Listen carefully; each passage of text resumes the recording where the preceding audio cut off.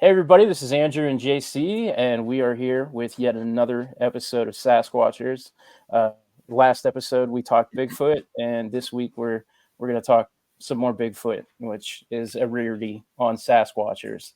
We're going to introduce our guest tonight after the introduction.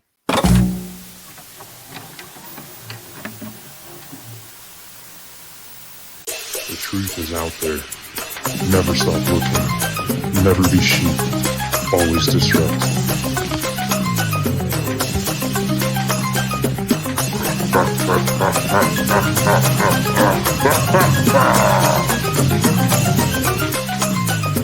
We are the ungovernable. We are the truth seekers. We are Sasquatchers.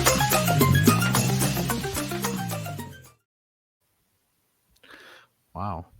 And we are here with Brett Eichenberger and Tobe Jonshon, and I'm going to go ahead and throw it over to them and let them introduce themselves to you all.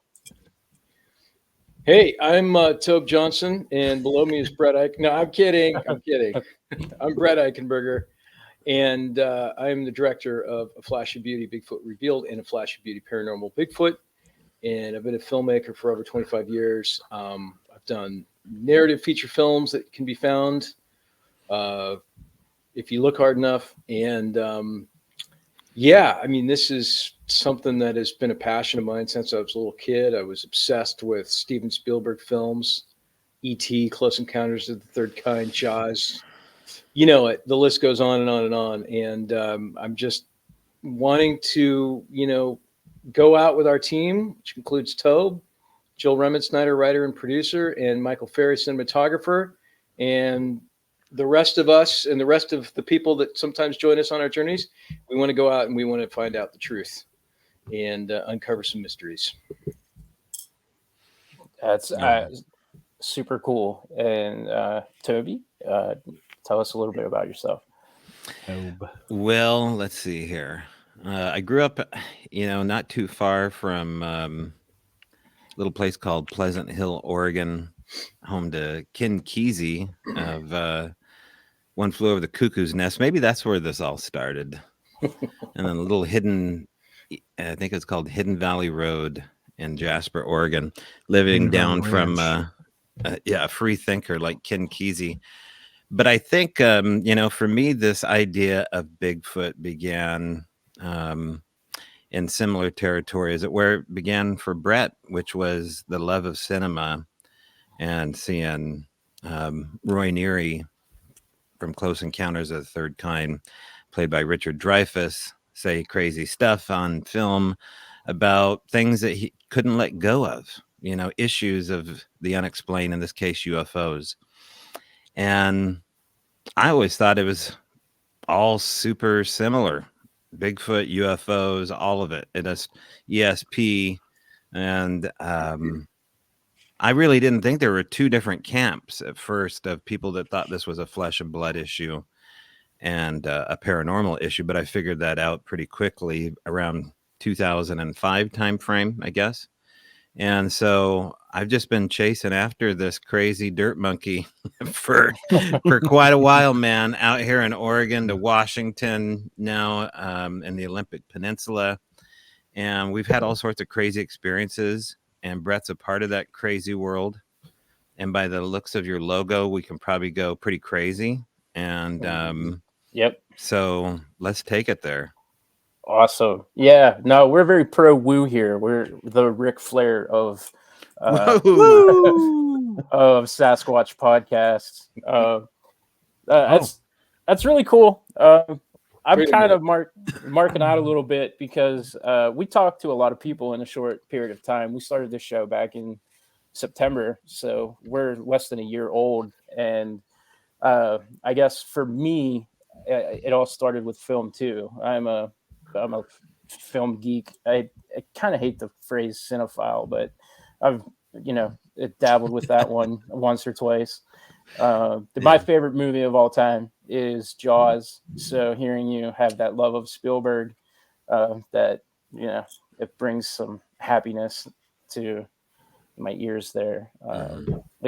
Usually it's Jaws or Tremors, and I can't really decipher which one I love more. But it's Jaws. I'm telling you right now, it's Jaws. yeah, I'm just kidding. but I'm curious. I mean, this really doesn't have a whole lot to do with anything other than film.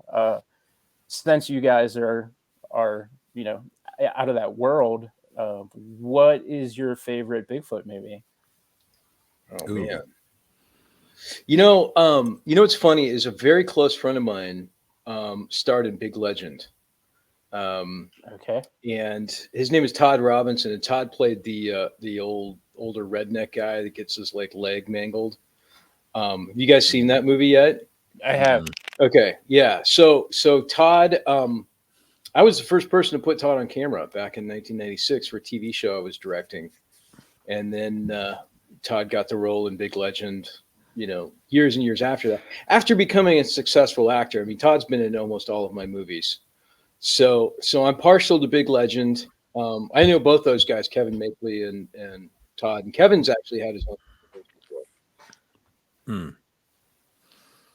I don't know. My favorite documentary before 2019 was a little known movie called Sasquatch Odyssey. My favorite doc, right? And so it interviews Peter Byrne and Henry Franzoni and some of the greats.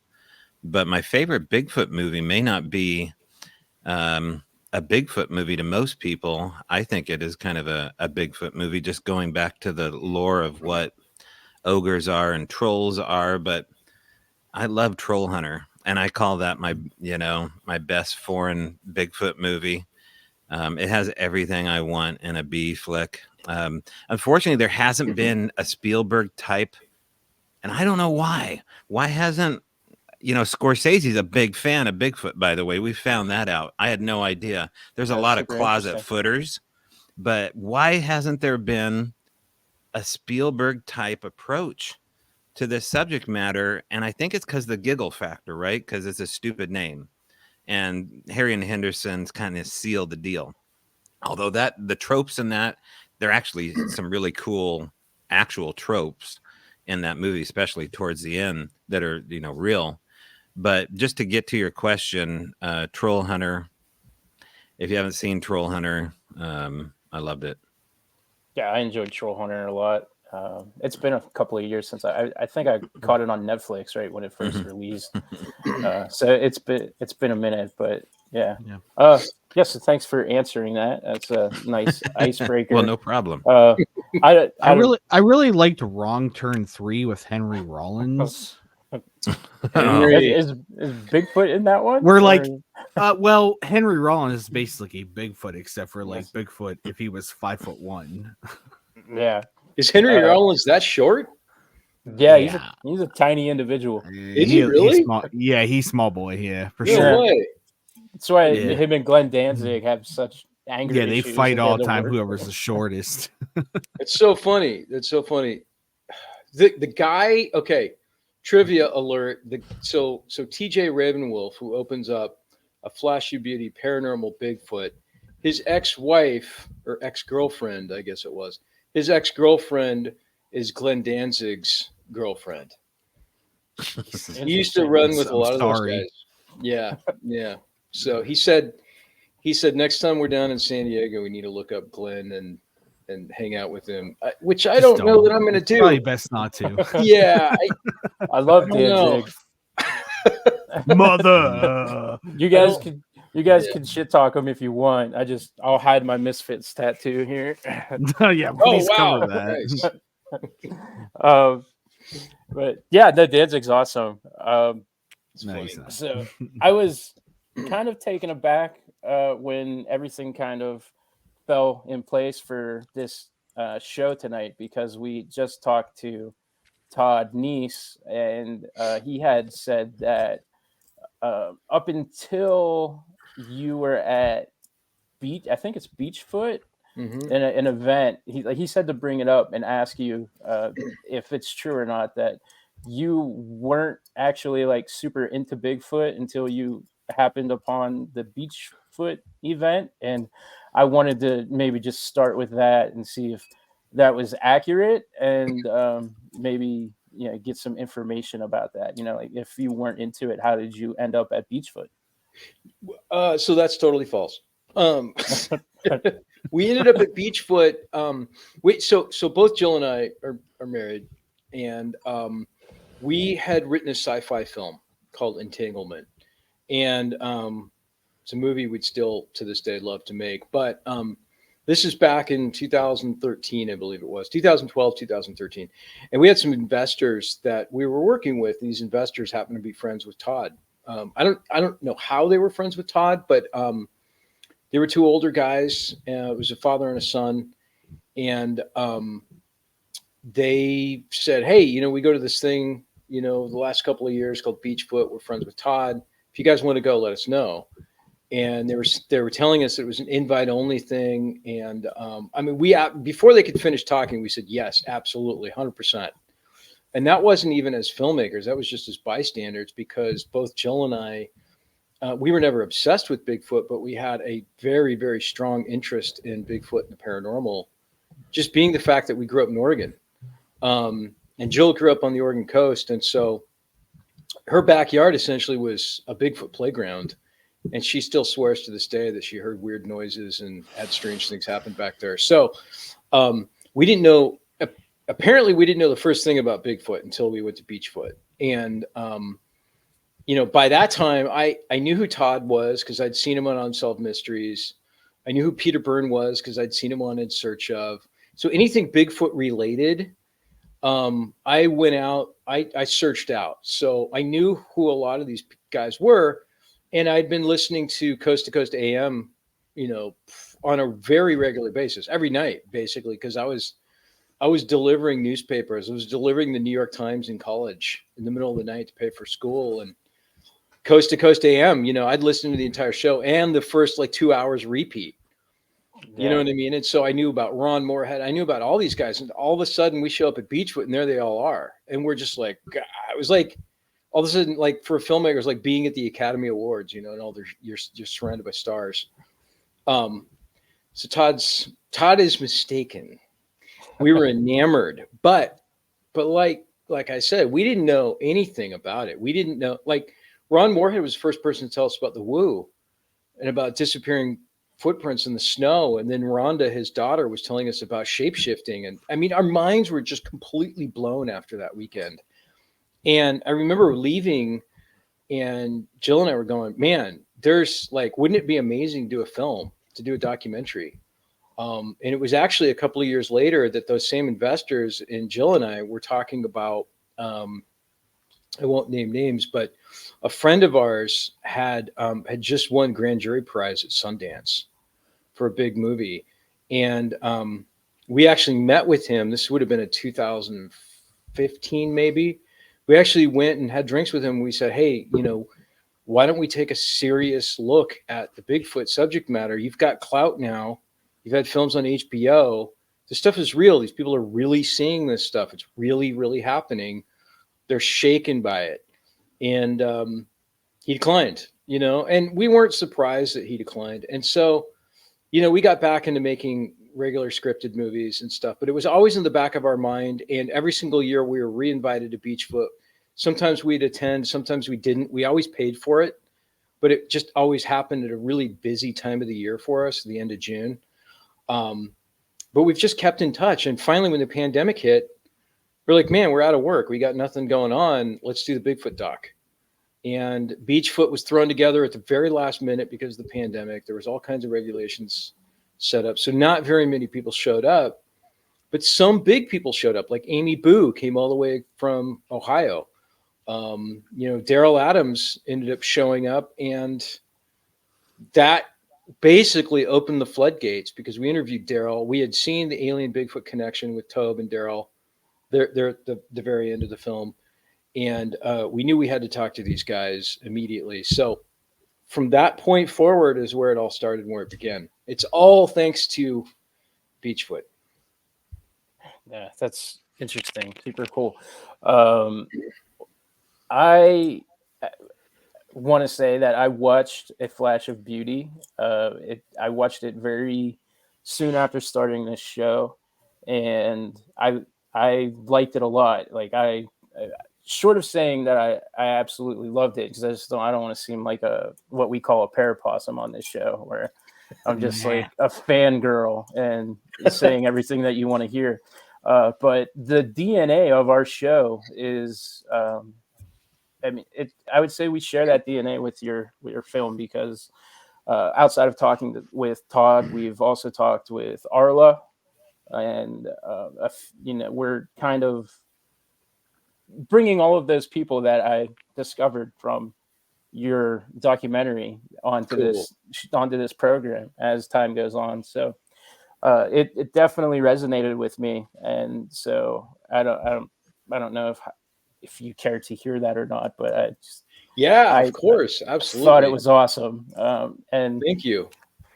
We just we wanted to do something that really inspired a change in the community, and what was really cool is that Jill and I had all those years of research. Really, we kind of got to know the community to a certain extent, being that we were able to start from the top down, and we looked at a lot of the stuff that was out there, and we were like, there needs to be some sort of a shakeup, and people outside of the Bigfoot community need to start taking this seriously, because it's happening. They're not just a pop icon or something you see on lunch boxes and bumper stickers. There's something actually happening here, and it's the biggest story in human history next to Jesus Christ and UFOs. You know what I mean? It's like we have a cousin that lives in the forest, and we've always had a cousin in the forest. So let's get it out there. Let's treat it seriously. Let's treat the people, the witnesses, seriously, and do it with some respect, so people will talk about it. And we feel like so far so good, but we're not stopping. We're just getting started. Yeah, you absolutely achieved that goal. That's one thing that I really liked about it, was how segmented it felt, where each person kind of brought their own background and history and experience, and it didn't necessarily have to blend, narratively speaking, with everybody else. And it was just kind of like this really interesting potluck of Bigfoot experiences. So it was good. Like we appreciated it. And so how did you go from you're at Beachfoot, you're interviewing these people, you're trying to throw this together. How do you eventually, what's the process of getting this film from pre-production to I just watched it on Tubi? All the intricacies of this Bigfoot doc, and how you got it out there.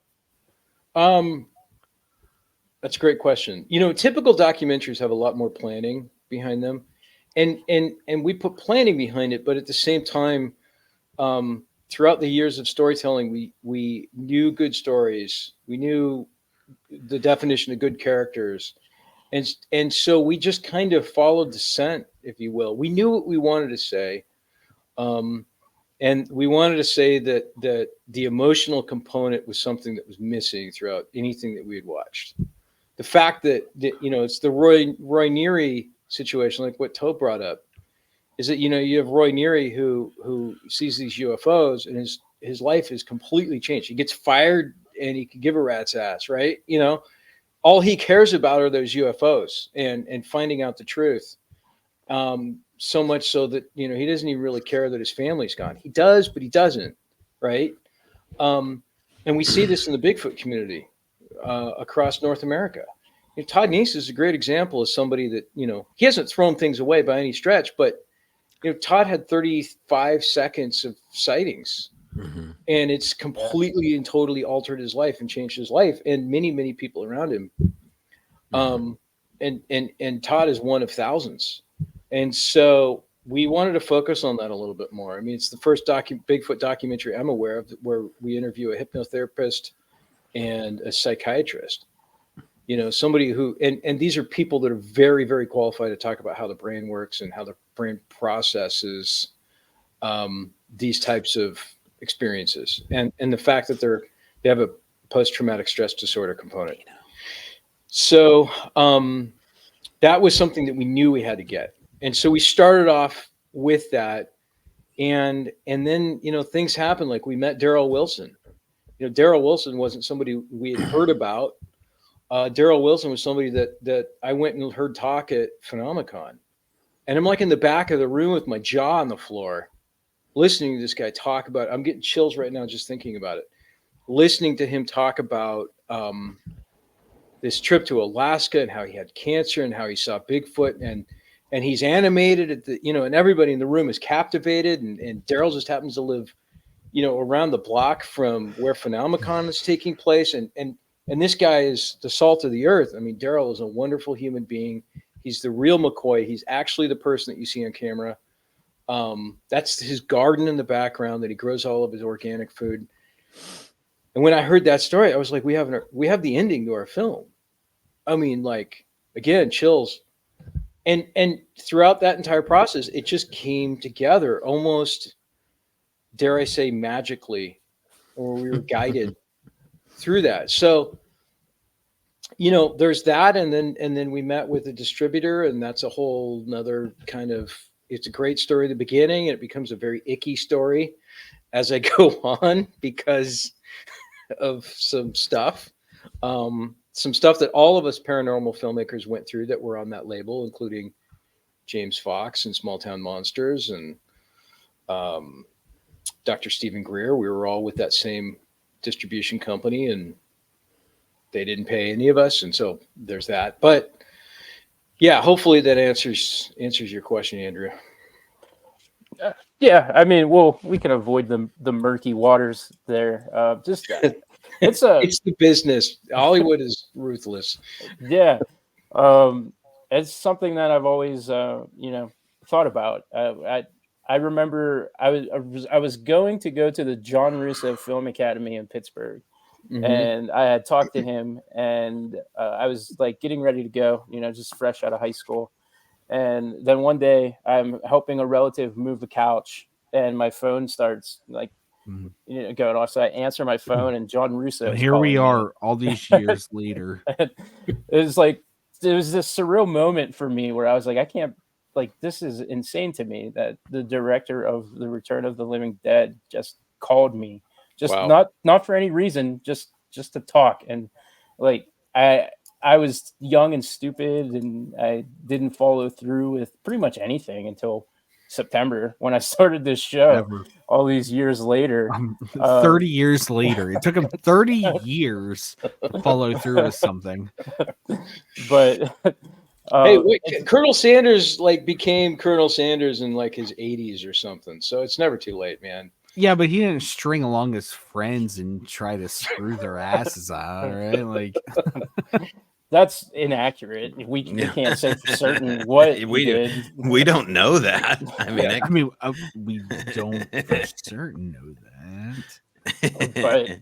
But so we've dabbled in film ourselves a little bit on the very, very lowest of lows. I don't want to sound like I'm your contemporary or anything, but it's something that we hope to grow our show with. In January, we filmed a documentary about the Melonheads. Oh, it was great. Two of us with our iPhones, and a couple of as stupid as it sounds. That was quite possibly the most fun I've had in the last 5 years of my adult life. Yeah, and I'm very proud of it. And so this is kind of silly, but I also have applied to have our show on Shark Tank, and we are in the second phase of consideration. So we're just trying to don't know what we're gonna do with that. No, I just want to get made fun of and wear my t-shirt on TV. Nice. But I'm rambling a little bit, but I have that love of film and the industry, and that's just part of it that I've not really ever had to experience, dealing with distributors or anything like that. Does that become more difficult when you're trying to sell Bigfoot, or are there companies or people that are more willing and open to throw a Sasquatch related project out? Well, there was, and that was 1091. They were willing to stick their necks out and put out good paranormal films, and they were doing very well with paranormal films. And what led to their demise is they were purchased by Chicken Soup for the Soul Productions. And I'll never forget getting that email saying that 1091 was purchased by Chicken Soup for the Soul Productions. And Jill and I kind of looked at us going, this can't be good. And it wasn't. And Chicken Soup for the Soul Productions acquired Redbox and blew their wad. Redbox did a massive amount of business during the pandemic. For whatever reason, I don't know why, because you would think that people would just stay home and stream, right? And watch Netflix and stuff. But for whatever reason, they did massive amount of business. I'm renting them 50-cent DVDs, man. Yeah. Yeah. So that's where they went wrong, and they stopped paying folks. What it sounds like, I'm not trying to get conspiracy theory-esque here, but it sounds like show. They chose to not pay the paranormal filmmakers. Sounds like other filmmakers were getting paid. So I don't know what that's all about. Beat. Yeah. So the process, though, we have had distribution with other companies, and the process can be difficult. And Hollywood is very cutthroat, and we've never seen a dime from any of the other films that we've made, unfortunately. I shouldn't say a dime. It's been very, very small amounts. One film, I think we're negative, quite a bit of money on. So that we definitely didn't see a dime on that one. But it's very hard business, very trendy, and people are not to be trusted. I would trust Sasquatch any day of the week over a lot of people in the film distribution business. And with that being said, there's a lot of really great people that believe in your project, and the folks at 1091 were those people, but their hands were tied. They couldn't do anything because of their parent company. So I do want to give a shout out to the lovely people at 1091, because they had our backs. They were cool, and I don't want to begrudge them. Let me put it that way. That's fair enough. Maybe I'll begrudge him here. Just for now. Tobe can begrudge. Yeah, absolutely. Tobe's been checking his heart rate for the last 20 minutes. No, he's been checking his Merlot level. So yeah, I need to stop talking, you guys.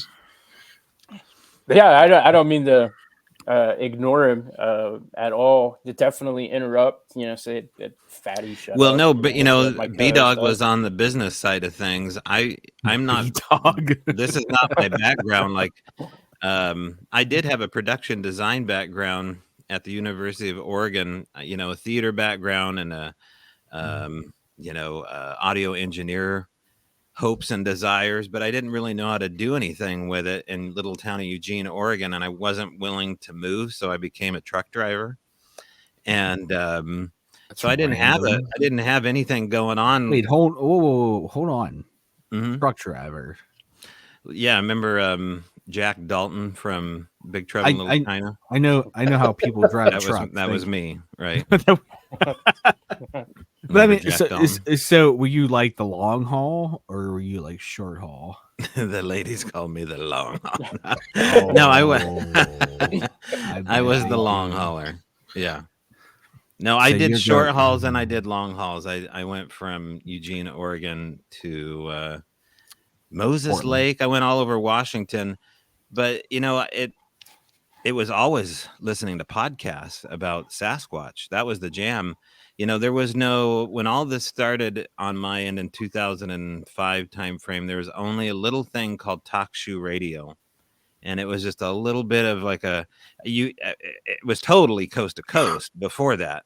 And I never told you this, B-Dog, Brett, that I too was delivering the Register Guard in Eugene, Oregon at Dark 30, listening to said radio channel. But even before that, I remember specifically missing out on a costume party because I was listening to Mel's Hole saga on Coast to Classic. Coast with my Yep. girlfriend from the video land that I worked at.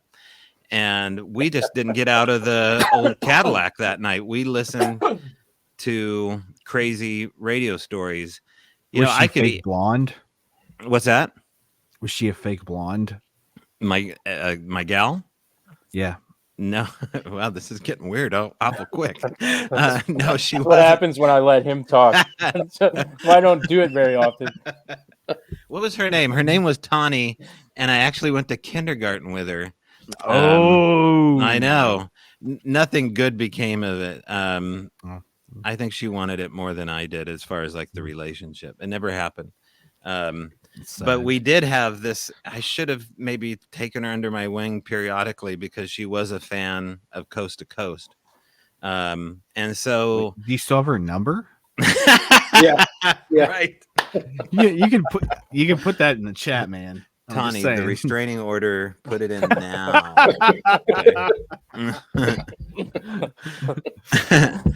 Tawny wears Depends, so I don't know if Same. you're ready for her. Hey. It's that kind of show tonight. All right. So Late night. right after the week I've had, we've both had the stomach virus. I have a puppy waiting outside the studio here for me to go take it for a leak afterwards. So we're having good times. I get it. But let's play fast and loose. No, I'm kidding. Go for it. Shoot. But so, listening to Art Bell was really where this all started for me. And it was really my only background. Brett and I just talked a couple weeks ago, and I reminded him that not that he needed a reminder, but I have no cinema background. Like, I know people. Like, that's my deal, right? Like, I know locations, I know people. And generally I get along good with most people. But I also know people that can be a problem. I know people that can be interesting. People talk to me. Most people talk to me. And so that's what my specialty was, is I was kind of like the guy that went and found people. And I happened to be one of these people along with this dude named Daryl Adams. He talked about him at Beachfoot. And so, if you saw part 1, then you need to see part 2, because obviously Flash of Beuty Bigfoot Revealed tells a personal narrative story. So does part 2, but it tells about these hidden events that are structured around fringe science, let's say, right? Like, we get into the paranormal big time. There's no avoiding the paranormal with Bigfoot. So anybody that tells you that this is only a relic hominid or a dirt monkey, they're telling you that, A, because they believe it and that's their experience, or they're telling you that because they're scared of what happened in and around the issue and the ideas that are flirting, as far as there being cross-contamination with things like orbs and UFOs and, missing time and stuff like that, ESP, Mindspeak, Ghost, all that stuff. Or they're part of the problem. They're gatekeepers, and they know damn well that something is connected to this issue that is secret. And so they lie. They're professional liars. They step on stage and they lie in front of an audience for a living. They get paid okay. They sell books mainly. That's their gig, right? Like, they get up and they want to sell their book, and maybe get a show. But they lie by obfuscating and redacting. So they don't mention what has happened to them, but they snipe. They snipe at the people that have experiences like in part 2. And now it's our turn. They've had 60 years to play these little games, right? They've infiltrated production studios. The CIA's already, made mention of that before Congress. And so however high this goes, however low they go with it, their day is over. And it's our turn. They've had 60 years. And now we want to play. And the wind is at our back. It's a lot of fun because, everyone's coming to this party. It's the cooler party to have to talk about the real issues at hand. And thank God for the disclosure stuff, even though it may be, you know, disclosure is happening in one degree, but there's also a lot of stuff that they're not disclosing as well, and they're playing a game. But whatever is happening here, they can't avoid, because ultimately the aliens they're going to tell you what they are regardless. We don't need permission from the DOD or for the government. No. And so is that what Sasquatch is? Are they going to tell us in the same faction? Are we going to have a delivery date? A mass sighting event is going to happen in the sky. Is a mass sighting event going to happen when they come walking out of the tree line? I don't know. I mean, the Native Americans said, hell yeah. They said, if you have a sighting, that means that the apocalypse is near. That's what the Klamath Indians believe. You know, Native Americans all have different stories about these critters, people, whatever. But they all believe they're real. None of them think they're just an animal. I mean, only the really foolish people think that these are just animals. All the smart ones think these are people. And that's me talking, because they seem to be like a type of people, like a really weird, feral person with a sense of humor, a different language, with a culture, with a family unit, with structure. And it's related to UFOs and dead people. Why is that? Well, because they come from between the pages of the book of their life, right? They're not just the pages. They come between these little pages, right? They slip between time. And so they come from these window areas, these portals, like these energetics do, which are UFOs and ghosts. And the Native Americans have been trying to tell us this for years. And before them, it was, you know, the Celtics. And it just goes back in time all the way to the Green Man before that. And so it's a very multi-leveled story. And, you know, it's never been done. There's never been a documentary like this ever on the subject matter. And if there is like an award ceremony or a version of that for documentaries that go outside the norm and aren't careful, this is that documentary that should be celebrated in that sense. And it is, right? Like, because it's got 500,000 views in 14 days on YouTube. People are responding. That doesn't happen unless you have, like, you know, The Rock or something in your doc. But we don't got The Rock. The Rock. We got our version. Well, you know, we could have The Rock, right? Yeah, right. But anyway, I'm passionate about it. Brett's passionate about it.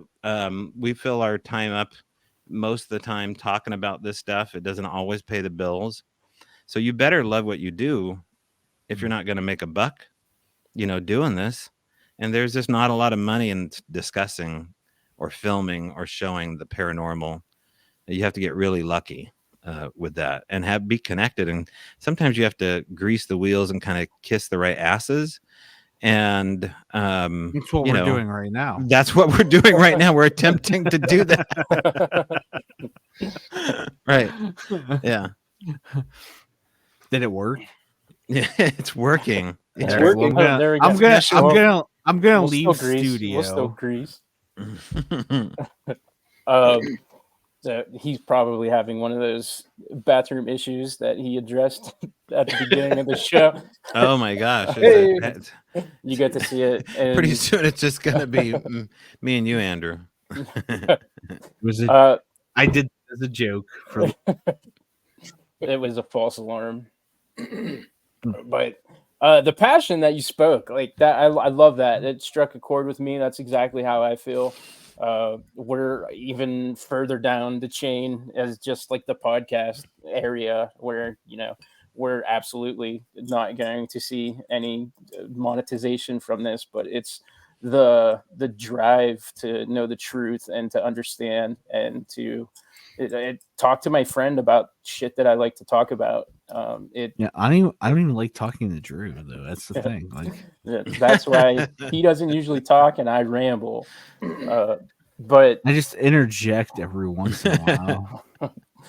It's something that I absolutely relate to, and something that even on our level that we see with gatekeepers and people on the convention scene who really use media as a way to get people to go to their tables and buy their stuff. And it's something that I didn't expect would still exist. I'm a longtime Coast fan too. This show started by my failed attempt at trying to make an Art Bell documentary. And when that didn't actually pan out, I don't know why it would have, but when it didn't pan out. And I was like, well, I guess it's a podcast now. And, here we are all these months later. And, we've kind of picked up that torch. And I will, man, like we've spent like all this time to like, and we find people like you guys to talk to, and it's the coolest thing in the world. Like, we would never talk to you guys outside of this podcast, right?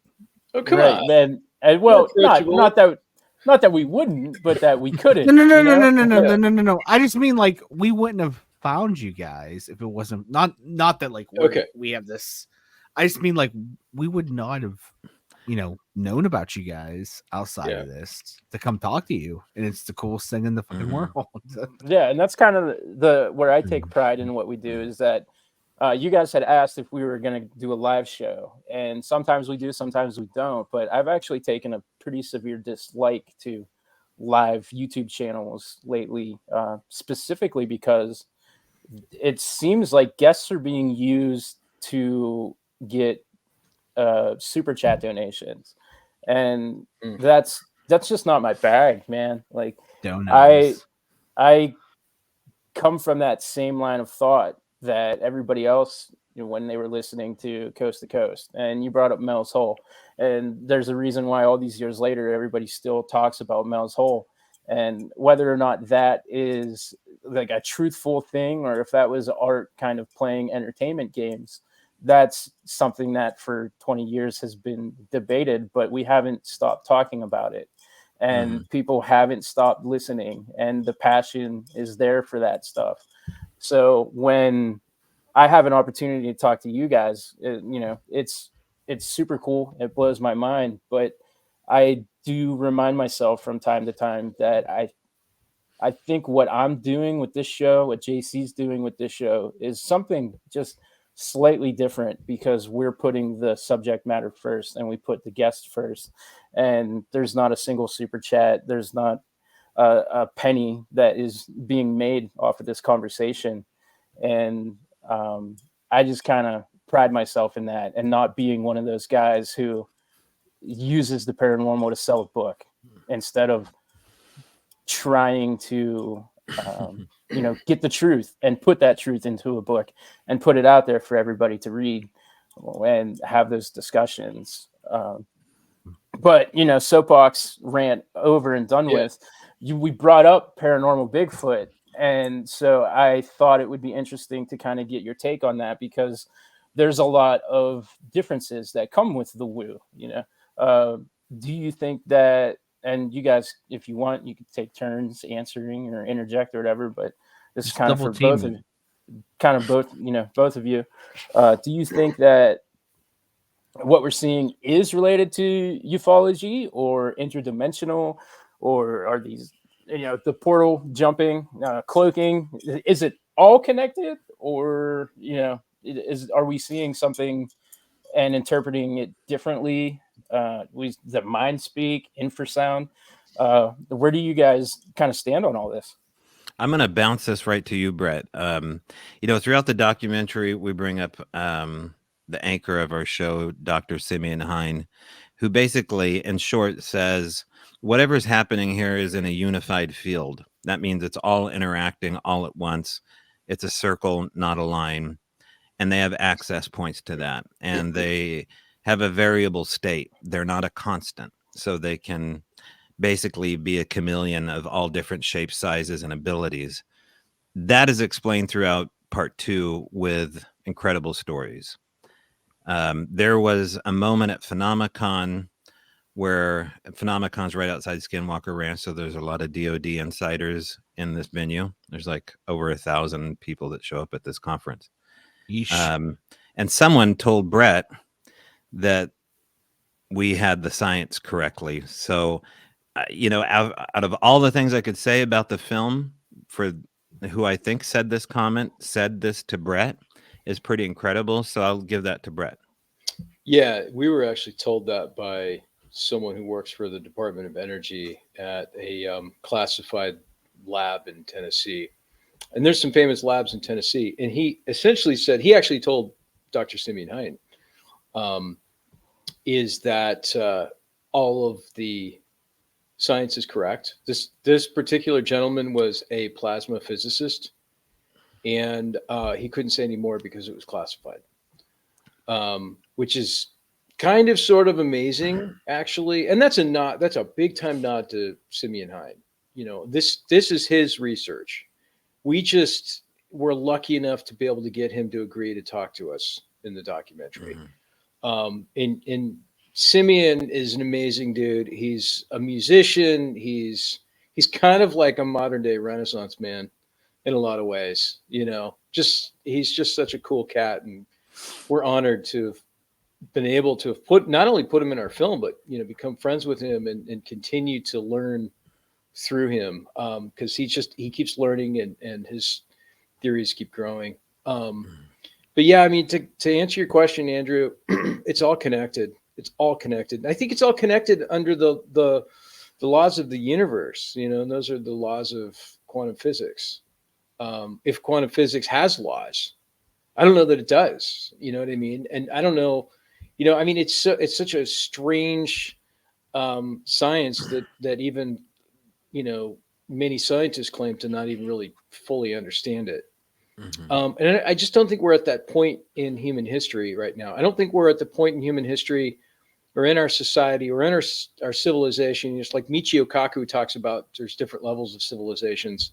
And I think we're like at the second one up from like cavemen, which makes a lot of sense because humans are not that old. I mean, we've been around for, in the modern sense, we've been around for like a couple hundred years, maybe. And I'm only just talking about the Industrial Revolution. You go back 40,000 years ago was when we like learned how to like farm. So 60,000 years of that, we were throwing spears and dragging home woolly mammoths. So we're still in our infancy. And I think a lot of this knowledge, I mean, you look at the state of the world today and you're like you go to Walmart basically, and you're like, yeah, no, I get it. These people can't handle the truth. They just can't. They're going to go and they're going to steal all the toilet paper they possibly can because there's aliens that are coming.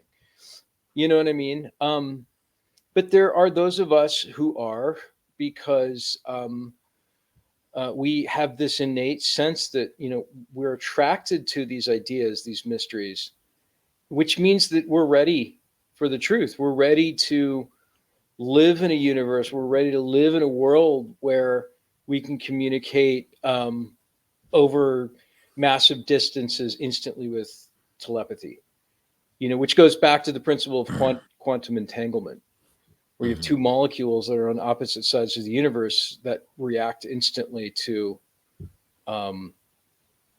touch or whatever you want to call it. That's like similar to how telepathy works, or how we can vibrate at different rates in order to make ourselves invisible. And just to simplify that as an analogy, people say, well, how does that work? How does that work? Well, a hummingbird, when it goes up to a feeder, you can't see its wings with the naked eye because it's vibrating so fast, they're invisible. But we know that when a hummingbird is sitting on the end of a branch, you clearly see his wings. Or if you slow down the camera, you can see its wings. Slow down your shutter speed. So these are the things that are happening in our universe right now. Sasquatch go invisible because they're vibrating extremely fast. Or they go into a partial invisibility, which is a cloaking, which is the same kind of thing. And I've heard people talk about how the Sasquatch say that they do it by bending light.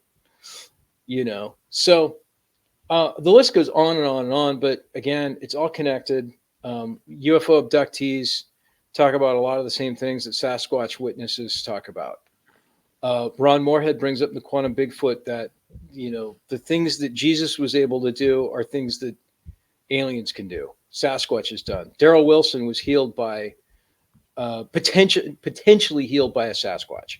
I don't know if he was or he wasn't, but he's still alive 10 years after his sighting. So what does that tell you?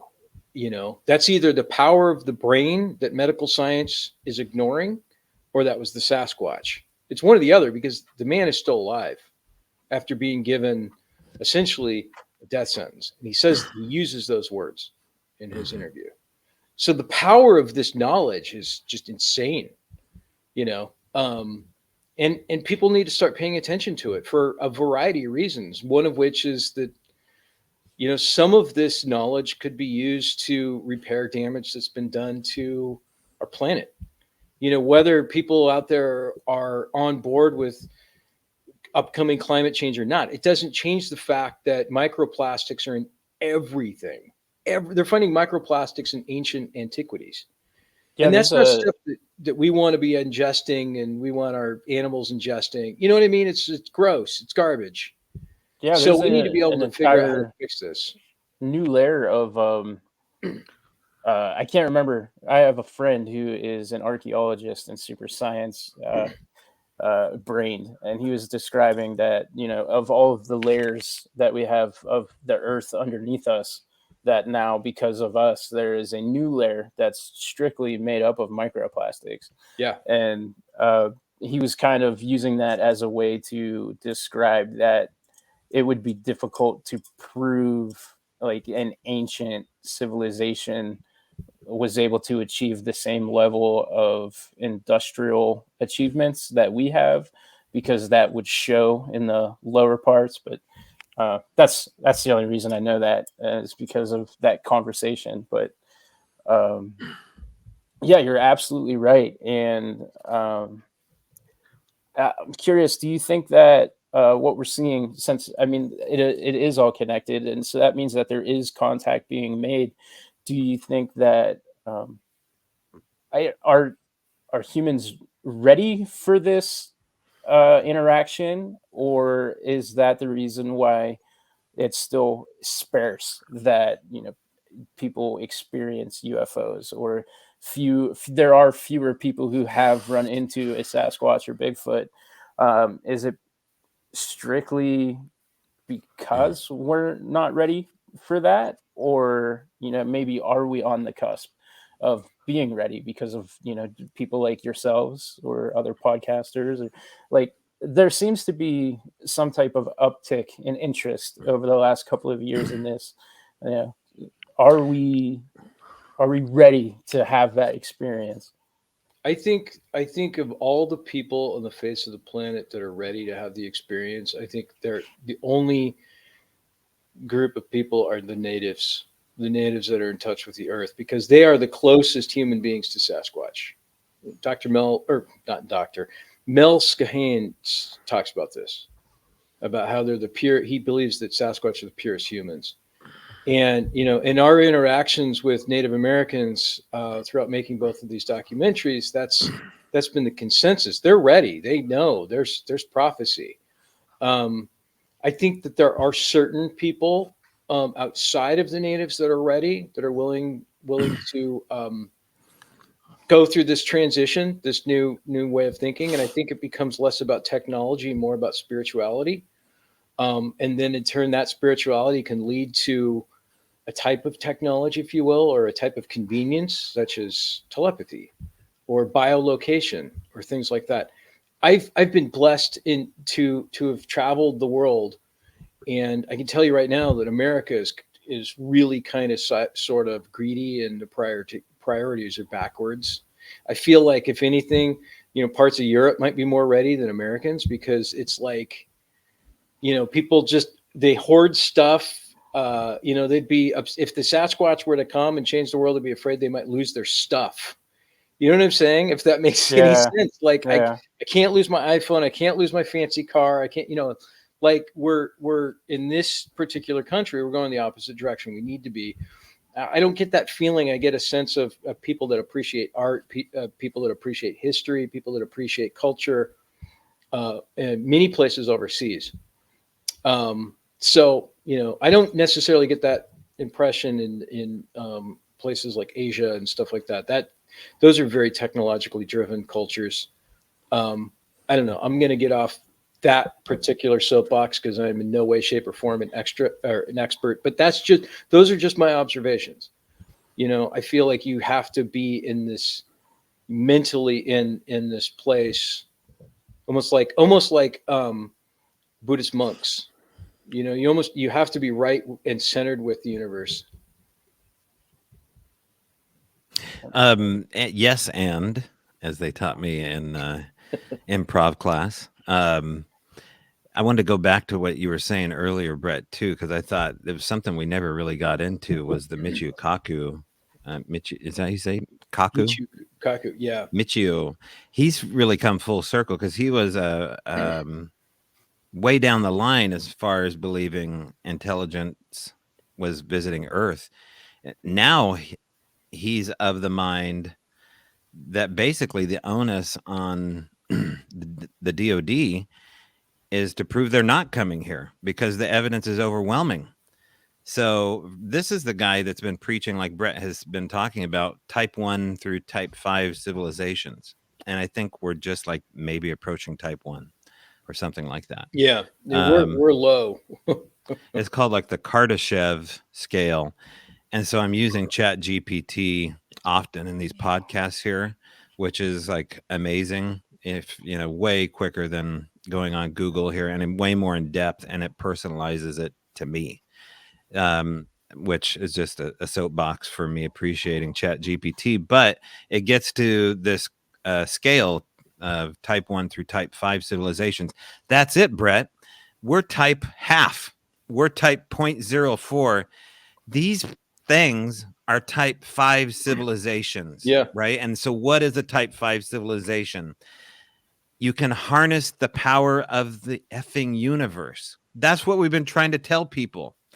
They have reached a godlike status as far as ability. And I've said this before, and it's tough for me, right? Like, because I grew up as a Protestant, right? So I've still got that Protestant weird guilt about saying these things are godlike. Well, they are freaking godlike. Like, they have demigod Zeus-like power, right? Like, they can harness the power around them. They can harness the power of the universe. They can't be seen. They can't be tracked. This is what the flesh and blooders have been telling us for years. The reason they can't be seen and they can't be tracked is because they can harness the power of the universe, right? Brett and I say this in unison. The lack of evidence is evidence that something squirrely's going on here, man. Yep. The last 60 years, there's no body. They haven't produced anything other than plaster and degraded hair that is often contaminated. Is it contaminated, though? And we have to go back to the natives. Now, this is where my yes and comes in on this comment. Is it yes, the Native Americans are enlightened? Yes, they've been talking about this for years. I'm going to roll the dice.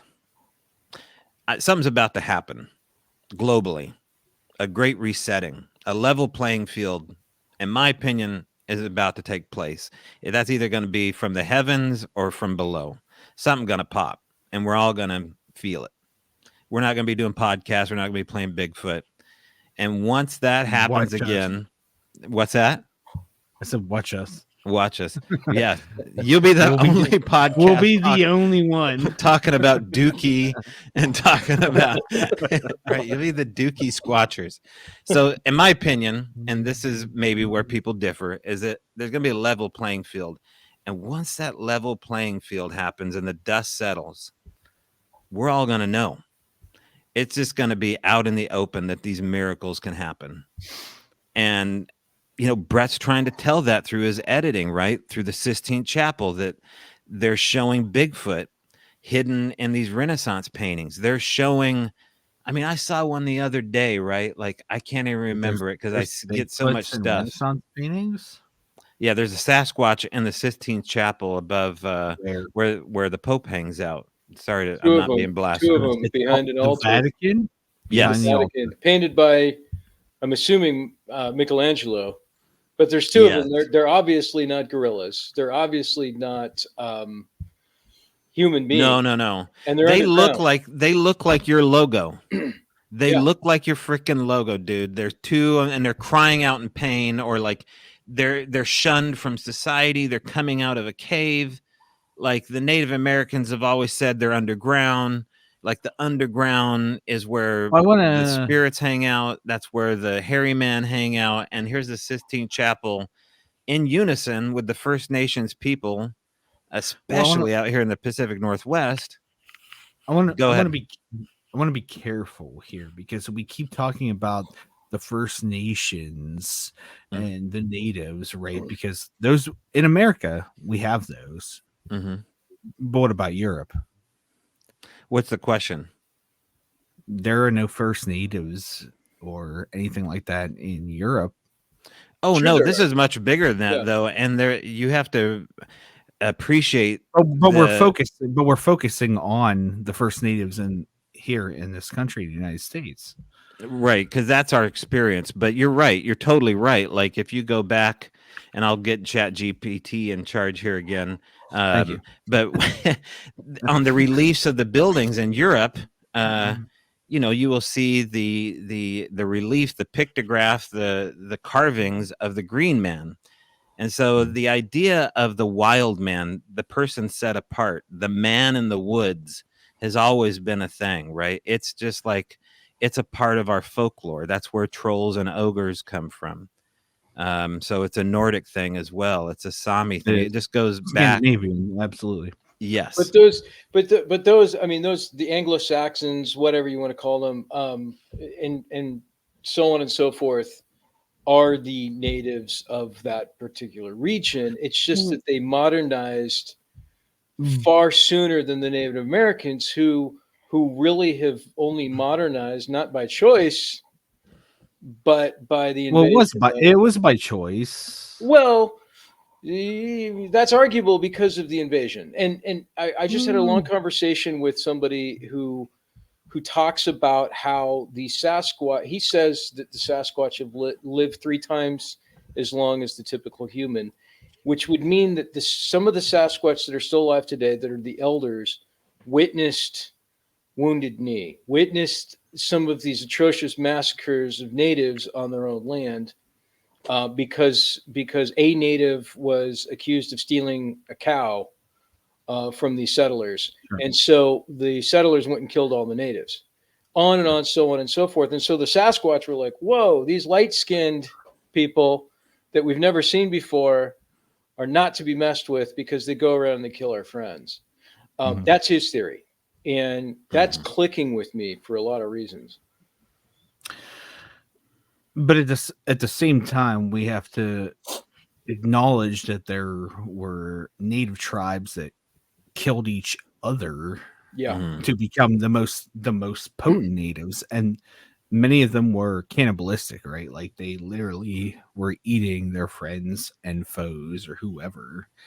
So like how are we determining who is the definitive native? Well, I mean, just as a colloquialism to describe the Pacific Northwest, it's how they preferred to be called, and it's what we call them. I think you can actually call them Indians. Most of them don't mind. We have Indians out here in the Pacific Northwest. We have First Nations people. The natives. My dad's a First Nation. Yeah, it goes back as far as you can look. Like we're all attached to some lineage of discovery. We're all kind of the First Nations lineage. If we go back through our anthology, we just are there, right? Like Stonehenge. We're probably all slaves too. Like if we looked at, like, if I go back to my Jewish heritage, I'm probably a slave in Egypt at one time. So however far you go back. But the cool thing about Sasquatch is it doesn't care about our names. It doesn't care about our labels. It doesn't care about what we're calling it. They know behavior. These things know intent. They know individuals. That's what the whole deal is that they latch on to people in this documentary and they let them know they're real, or they deal with them as individuals. And so this gets out of our preconceived notions and our ability to kind of project our humanness on them, because they're not human. I think they're a type of people, but I don't think they're human. at all. They're something else. And to even call them people is a stretch. They're hairy gods. Like they're hillbilly scientists, according to our buddy That's Henry my dad. Franzoni.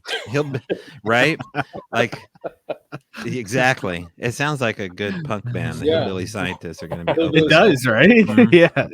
Well, they also have this collective consciousness where they all share the same information through their minds, through their spiritualities.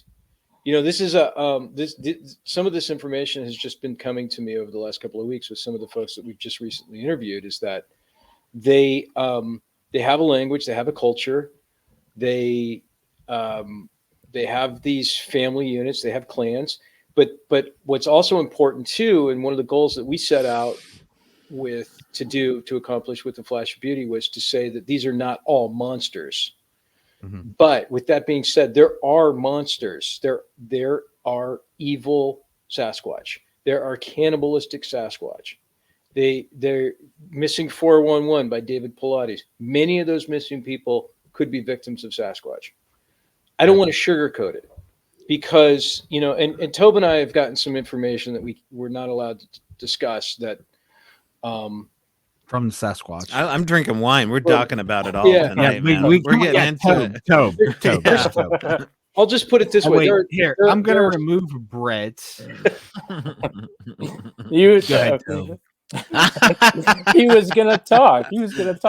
I was just joking. I'm gonna talk. There are people out there that are doing business that they're not happy. They're having second thoughts about. In regards to the Sasquatch control, just think animal control. I'm going to leave it at that. And we do get into that. That's no secret. We get into that in our first film, but it goes levels much deeper. And some of the things that those people have found out about Sasquatch are bone chilling. But then we have folks like Arla, who have had lifelong relationships with him. There's another woman that we spoke with last week that we're going to meet with at Sasquatch Fest in Nebraska. Same type of thing as Arla. She was telling us all of this stuff. I mean, she's in her 60s. She's had relations with Sasquatch going back to when she was 4 years old. And she's like, she said, the way that she put it, she said, they only know how to pure love or pure hate. Whereas humans can kind of be like, I don't know, the day of the week. I don't know how I'm feeling today, whatever. But she's like, I've never felt a greater love than I have from a Sasquatch. But I know that there are the exact opposite, the antithesis of those Sasquatch that are primarily loners. If you wander into their area, they're gonna scare the living hell out of you. So you leave. And if you don't, maybe you go missing. Mm-hmm. Have you ever talked to Thomas Seward? Lots of times, yeah. Okay, yeah. When he was on with us, he had talked about what he called the rogue Sasquatch that were essentially what you're describing, and I know that he's also Pacific Northwest. So he's also very woo-woo. I'm not surprised you guys have crossed paths. I like him a lot, and he says a lot of what you just said about the missing 411 and what I always thought was interesting with what he said was how they kind of use Sasquatch as a way to get your kids to behave, and like it was it's going to eat you if you don't do what you're told. Yeah. So there is that kind of underlying fear that's always kind of existed with Sasquatch as well. At least in I'm very glad that my parents never threatened me with Sasquatch. I know, right? I mean, like, I kind of wish they would always have threatened me with Sasquatch. We'd go fishing in Oregon near Mount Hood, and he'd be like, we'll leave you here with the Bigfoot. The Bigfoot can get. I mean, he couldn't come up with anything worse at Mount Hood. Mountain lions. You're gonna be stuck with the government if you. Stick around. I mean, nowadays it would be like, I'm gonna leave you with the meth heads. Rough. There's a lot of weird creatures up at Mount Hood. I think Sasquatch are the least of your worries. Well, real quick before I let you guys go, because we usually go about an hour and we already hit that. It always when you have a conversation like this and you get cool people, it just comes out of nowhere that we hit that mark already. I want to give you guys the floor to promote anything and get links out, and anything that you're working on or future projects. Go ahead, and the floor is yours for that. Yeah. Well, I'll go first and hand it off last to Brett. We have some functions coming up. We have a premiere in Selkirk, Washington, on the Canadian border coming up here on the 5th and 6th. I'm looking up at my calendar. Medellin Falls. Medellin Falls. Near the Selkirk Mountains. Yeah, just so people don't end up in the wrong place. Okay. And I think there's a festival happening out that way. And just showing the film as often as we can. There is going to be a Flash of Beauty after party up here in Washington sometime at the end of September timeframe. It may turn into something bigger than just a Flash of Beauty after party too. So stay tuned on the Flash of Beauty YouTube channel, where we do these kind of weekly lives. Jill Rimmensnyder, Brett's wife, and I, with Brett as the moderator, hit up the YouTube channel and talk about the edited footage that we release on YouTube. There's a lot of videos on this YouTube channel that people can check out. Flash of Beauty, the podcast, or a Flash of Beauty Bigfoot Revealed on YouTube will bring it up.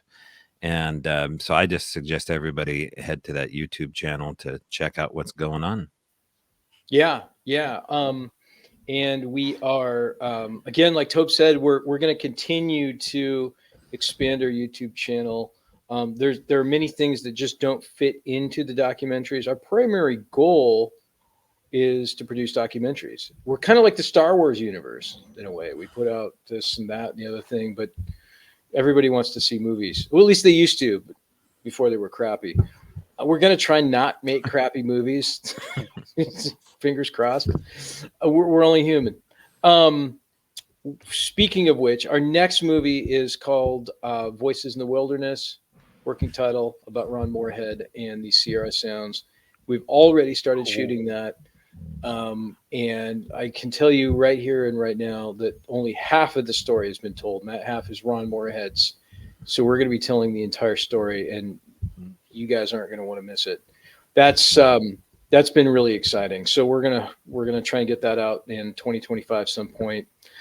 And that's pretty much it. A Flash of Beauty Bigfoot Revealed is currently now for free on YouTube, and a Flash of Beauty Paranormal Bigfoot is on Amazon. Real quick question. I don't know if it's been asked yet, but why the name Flash of Beauty? So a Flash of Beauty, I got asked this question earlier today, actually. A Flash of Beauty comes from one Stan Avery, plumber extraordinaire, who was in the first film, and he talks about how you see them, and in a flash of beauty, they're gone. And so there was something about that just stuck with us. And I think that it's kind of an analogy for the mysterious, the universe. There's lots of things that we see that are gone in a flash of beauty, and we absolutely think about it. Our lives, basically. Yeah, it's true. It's true. It is. Well, thank you guys for coming on. I mean, we really appreciate it. You got all been awesome. Brett, Tobes. I still don't have your address. I'm gonna keep calling you Tobes. I like it. T-Dog and B-Dog. T-Dog, B-Dog, and D-Dog. Yeah. All the dogs. I'm gonna ask what the other dog means. But I'm gonna let him. I'm gonna stop him now. Actually, and again, thank you for joining us. This was wild. You guys are awesome. Thank you. This is one of those situations where I consider myself lucky that I do this, and people actually are responsive to it. This has been one of my favorite episodes. I do appreciate your time. I want everyone to check this out. I've been talking about this documentary. Our listeners, you guys know it. This is now the third episode that we've had related to this documentary. Like I said, we share DNA with it. So there you go. yeah, see the stickers there.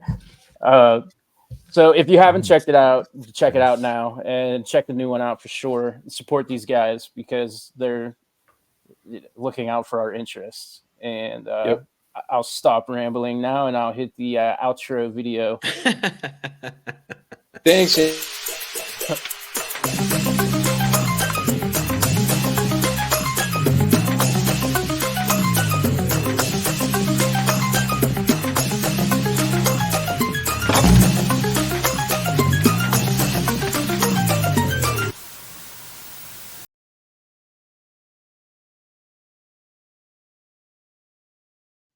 Thanks for squatching, Scotch Later.